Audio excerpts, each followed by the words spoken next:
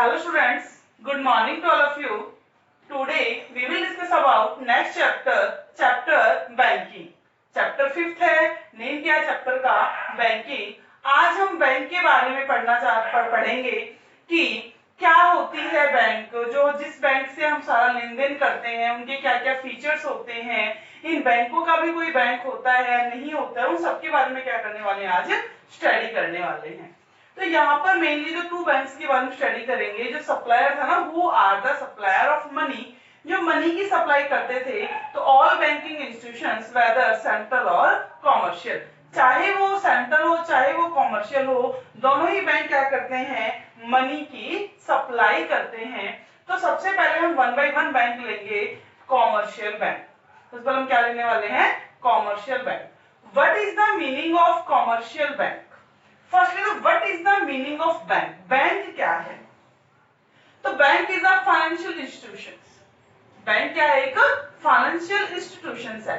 It means all financial institutions are called bank. क्या सभी financial institutions को bank कहा जाता है? तो ये बहुत ही टिपिकल सा क्वेश्चन है कि बैंक में और हमें एक फाइनेंशियल इंस्टीट्यूशंस दोनों सेम है या अलग हैं. तो दोनों के अंदर दोनों ही कैसे हैं, डिफरेंट है. हाँ, bank is also a financial institutions.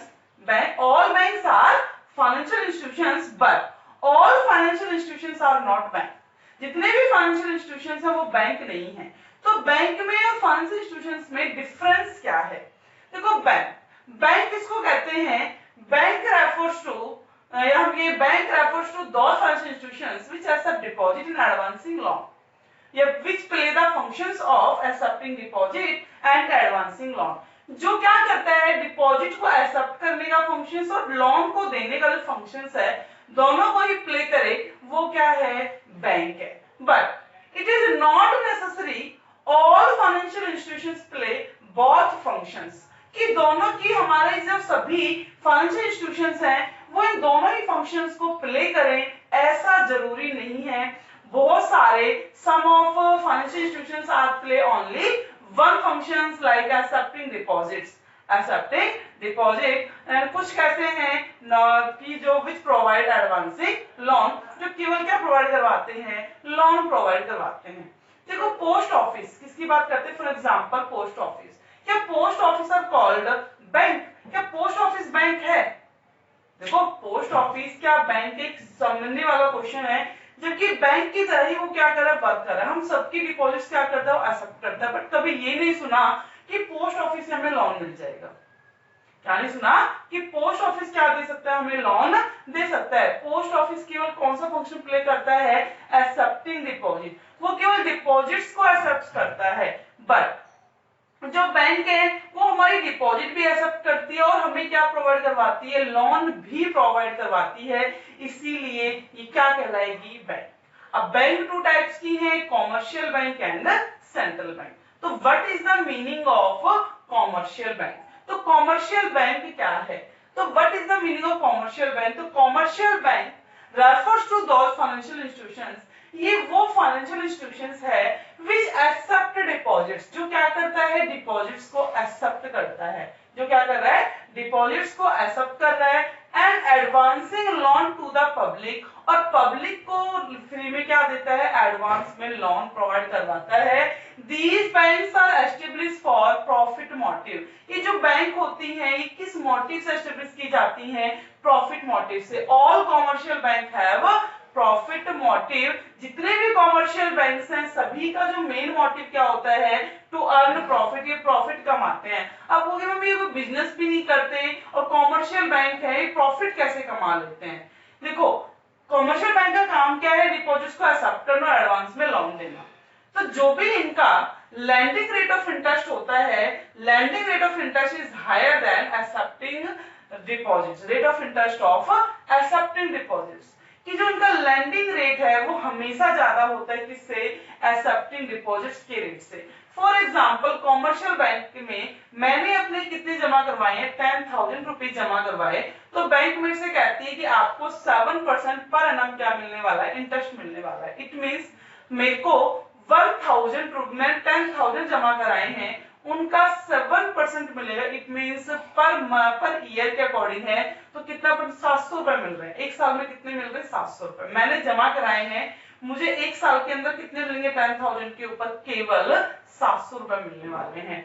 But bank क्या करेगी? उन्हीं रुपीस को किसी सेकंड पर्सन को क्या कर देती है? वो लोन पर दे देती है, तो वहां उसको कितने पर देती है? सपोज उसने 10 पर दिया, 10% रेट ऑफ इंटरेस्ट लगेगा आपका पर एनम। तो जो जिसको लैंड पर दिया है, जिसको उधार दिया है बैंक ने, उससे वो 10,000 रुपए की कितने ले रही है? 1000। कितने ले रही है? 1000। देखो मेरी मनी है, मेरी मनी का बैंक यूज कर रही है, किसी को लैंड कर, तो वहां से खुद अर्न कर रही है कितना? 1000, और मुझे कितना दे रही है? ओनली 700। तो 300 बैंक का क्या हो गया? प्रॉफिट हो गया। 300 क्या होगा? बैंक का प्रॉफिट। और बैंक के प्रॉफिट को जनरली बोला क्या जाता है? स्प्रेड। क्या बोला जाता है? स्प्रेड बोला जाता है। स्प्रेड होता क्या है कि rate of interest of lending money, rate of interest of lending money minus rate of interest of accepting deposit. Accepting deposit और लैंडिंग मनी के बीच का जो डिफरेंस होता है वो क्या कहलाता है? स्प्रेड। और ये हमेशा कैसा होता है? पॉजिटिव ही आता है। हमेशा कैसा होता है? पॉजिटिव। क्योंकि लैंडिंग रेट ऑफ इंटरेस्ट कैसा होता है? बैंक, कॉमर्शियल बैंक का ज्यादा होता है, और जो accepting deposit rate of interest होता है वो कैसा होता है? बहुत ही कम होता है। तो ये सभी को क्लियर हो गया होगा कॉमर्शियल बैंक का। अब मैंने बताया था कि commercial bank is also supply of money, also create supply of money. जो कॉमर्शियल बैंक है वो भी क्या करती है? मनी की सप्लाई करती है। तो देखो कॉमर्शियल बैंक कोई नोट भी, कोई करेंसी भी प्रिंट नहीं करती, फिर भी क्या कर देती है? वो सप्लाई कर देती है मनी की। वो सप्लाई कैसे करती है? किस वे में करती है?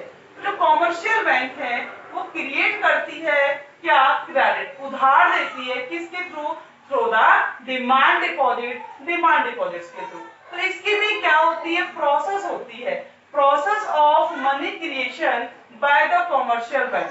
कॉमर्शियल बैंक की मनी क्रिएशन की क्या होती है? एक प्रोसेस। तो प्रोसेस क्या है? आज हम वो प्रोसेस करने वाले हैं कि जब भी आप बैंक से क्या करने जाते हो? लोन लेने जाते हो, या फिर बैंक डिपॉजिट का एक्सेप्ट करते हो, उस रुपीस का वो यूज कैसे करती है, कैसे तो हमसे डिपॉजिट एक्सेप्ट करती है, और किस वे में सेकंड पर्सन को क्या करती है? वो लोन देती है। तो सबसे पहले है यहाँ पर प्रोसेस में क्या होगा? Bank receive cash deposit from the public. Bank क्या करती है? पब्लिक से डिपॉजिट को एक्सेप्ट कर सकती है। कहता है कि रिसीव क्या करती है? रिसीव करती है किससे? पब्लिक से डिपॉजिट करती है। These deposits are called primary deposit. मतलब कि फर्स्ट टाइम जो डिपॉजिट कराया गया बैंक में, वो डिपॉजिट्स क्या कहलाती हैं? प्राइमरी डिपॉजिट्स कहलाती हैं। क्या कहलाएंगी? Primary deposits. क्लियर हो गया? आपने फॉर 10,000 जमा करा दिए, वो क्या है? बैंक की प्राइमरी डिपॉजिट्स है। Second, bank lend money many time more than their cash reserve. जितना बैंक के पास कैश रिजर्व होता है ना, बैंक उस कैश रिजर्व से कई गुना, more time, many more time का मतलब है बहुत ज्यादा गुना क्या कर देती है? लोन दे देती है। अगर मैंने 10,000 रुपए जमा कराए, उन्हीं 10,000 से बैंक क्या करेगी? 1 लाख तक, 2 लाख तक, वो डिपेंड ऑन एलआरआर, कि उसके एलआरआर के ऊपर डिपेंड करता है कि वो उससे भी कई गुना क्या दे सकती है? लोन दे सकती है। तो वो कैसे करेगी? हम न्यूमेरिकल एग्जांपल के थ्रू करेंगे इसको। Money is lent by the commercial bank. जो मनी है उधार दी जाती है by the commercial bank, commercial bank के द्वारा, not in form of cash. ध्यान रखना, कॉमर्शियल बैंक कभी भी जब लोन देगी, इन कैश वो लोन कभी प्रोवाइड नहीं करवाती। क्या करती है? But in the form of credit entry. क्या कर देती है? जो लेंडर है, जो उधार लेने वाला, जो सॉरी बोरोवर, कौन है? बोरोवर, जो उधार लेने वाला है, उसके अकाउंट में क्रेडिट एंट्री कर दी जाती है। क्यों? तो ना क्रेडिट द रिसीवर, कि रिसीव करने वाला कौन होता है? क्रेडिटर होता है, तो उसके अकाउंट में क्या करती है? क्रेडिट एंट्री कर देती है of the borrower. It is called secondary deposits. इसको हम क्या बोलते हैं? सेकेंडरी क्रेडिट बोलते हैं। अब आगे है द बोरोवर कैन इशू। जो बोरोवर होता है, जिसने क्या किया? उधार लिया है बैंक से, चेक अगेंस्ट क्रेडिट, अपने क्रेडिट के अगेंस्ट चेक इशू कर सकता है इन देयर अकाउंट, अपने अकाउंट्स में, और मनी को क्या कर सकता है? विड्रॉल करा सकता है। अब है primary deposits plus secondary deposit. जो हमारी क्या होती हैं? प्राइमरी डिपॉजिट्स होती हैं, और सेकेंडरी डिपॉजिट्स हैं। उन दोनों को अगर क्या कर दिया जाए? जोड़ दिया जाए, जाएगा डिमांड डिपॉजिट। सिक्स्थ है the demand deposit with the bank. जो डिमांड डिपॉजिट होता है बैंक के पास are many time more than cash reserve, वो हमेशा कैश रिजर्व से कैसा होता है, ज्यादा ऑफ द कॉमर्शियल बैंक।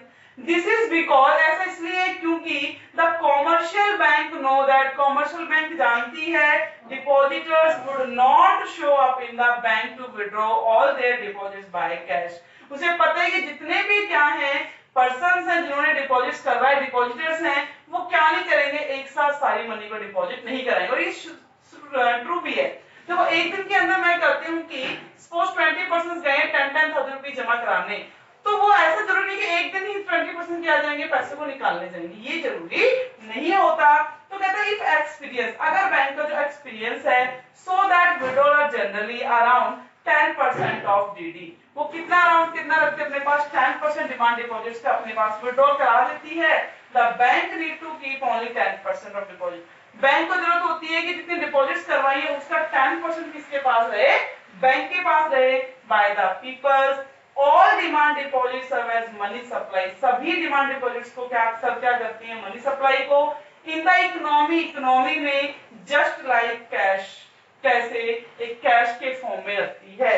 कहते हैं डिमांड डिपॉजिट सर्विंग, जो डिमांड डिपॉजिट्स होती हैं वो ही सर्व करती हैं किसको, money supply is called bank money, कि जो भी क्या है मनी सप्लाई की है जितनी भी बैंक ने, वो क्या है बैंक मनी, वो बैंक का पैसा है। डिपॉजिट जब तक डिपॉजिटर ने डिपॉजिट कराया नहीं कराया था, जब तक वो डिपॉजिटर का पैसा था, एक बार बैंक में चला गया उसके बाद उसकी जो प्रोसेस हो रही है वो सारी मनी किसकी कहलाएगी, बैंक की। इसीलिए डिमांड डिपॉजिट्स है जो मनी सप्लाई की, वो किसका पार्ट होती है, बैंक मनी। इसलिए हम कहते हैं कि bank money is not a part of supply of money. जो बैंक मनी होती है वो सप्लाई ऑफ मनी का पार्ट नहीं होती।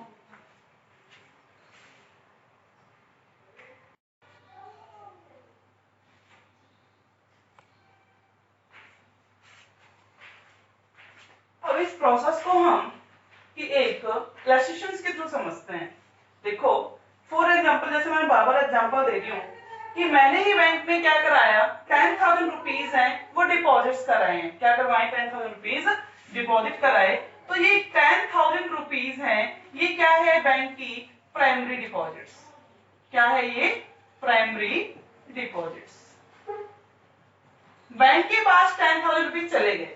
इससे पहले है कि बैंक को कुछ अजम्पशंस हमको फॉलो करना पड़ेगा। देखो ये अजम्पशंस मानी जाती हैं कि जितने भी all banks are banking units, मतलब सिंगल बैंकिंग यूनिट्स, जितनी भी बैंक है सारी क्या है, सिंगल बैंकिंग यूनिट्स है। पीएनबी बैंक है, एसबीआई बैंक है, अदर कॉमर्शियल बैंक, मतलब सबको क्या मान ले, एक ही बैंक मान ली, सिंगल बैंकिंग यूनिट्स मान लिया।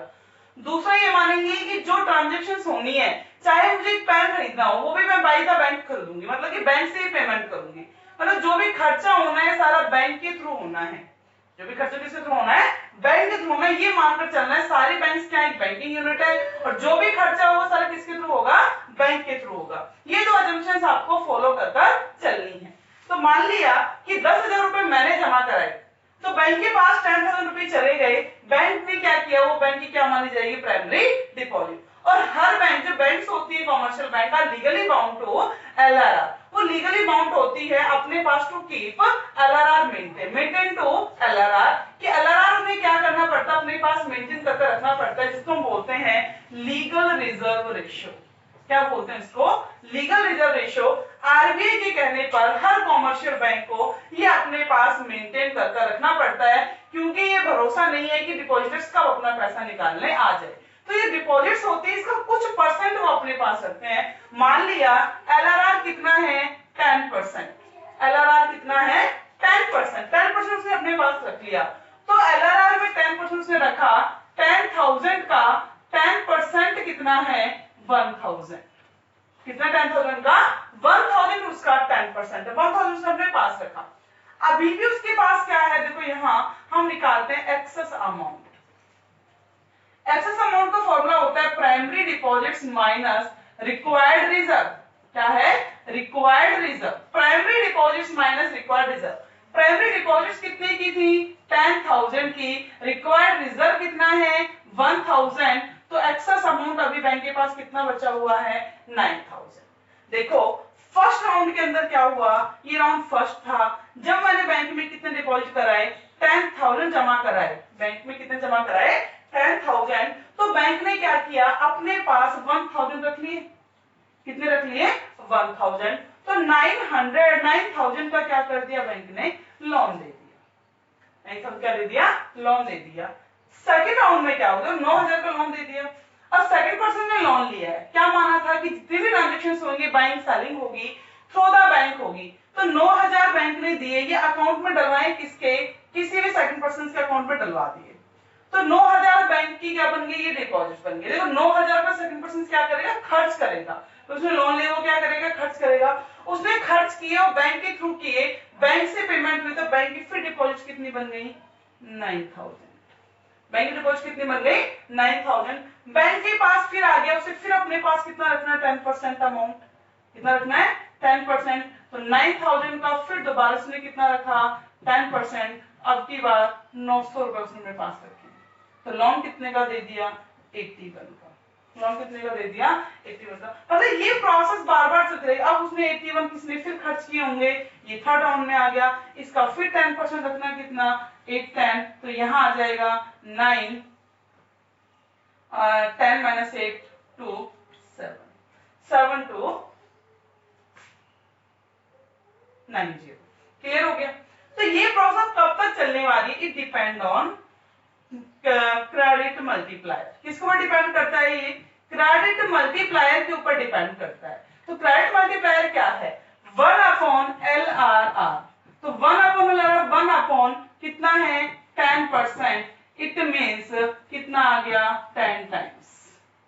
क्या आ गया, 10 टाइम्स। कि जो कॉमर्शियल बैंक है इन 10,000 को 10 गुना क्या कर सकती है, लोन पर उठा सकती है। 10,000 का 10 टाइम कितना हो गया, 1 लाख। मतलब कि बैंक इन 10,000 रुपए से 1 लाख रुपए तक क्या दे सकती है, लोन दे सकती है। तो क्लियर हो गया। तो ये राउंड कब तक चलेगा, कि जब तक डिपॉजिट क्या ना हो जाए, 1 लाख ना हो जाए। कैश रिजर्व का कितना हो जाएगा, 10,000 हो जाएगा। और लोन वो कितना दे चुकी होगी, यहां 90,000। जब तक कि प्राइमरी डिपॉजिट और रिक्वायर्ड रिजर्व का जो बैलेंस है वो क्या ना हो जाए, जीरो ना हो जाए, जब तक बैंक क्या करती है, लोन देती है। प्राइमरी डिपॉजिट 10,000 की रहेंगी, रिक्वायर्ड रिजर्व लास्ट में क्या ना हो जाए, 10,000 ना हो जाए। जब 10,000 में 10,000 जीरो, जब उसके पास कोई एक्सेस अमाउंट नहीं बचेगा कॉमर्शियल बैंक के पास, तब वो क्या कर देगी, 10,000 से लोन देना बंद कर देगी। लेकिन तब तक उसके पास एक्सेस रिजर्व है, एक्सेस अमाउंट है, जब तक कॉमर्शियल बैंक क्या करेगी, लोन प्रोवाइड करवाएगी। क्लियर हो गया सभी को। तो ये था क्रेडिट क्रिएशन प्रोसेस। मैंने प्रोसेस पहले बता दी थी, ये क्लस्ट्रेशंस के थ्रू बताया है कि कैसे करें। क्लियर हो गया।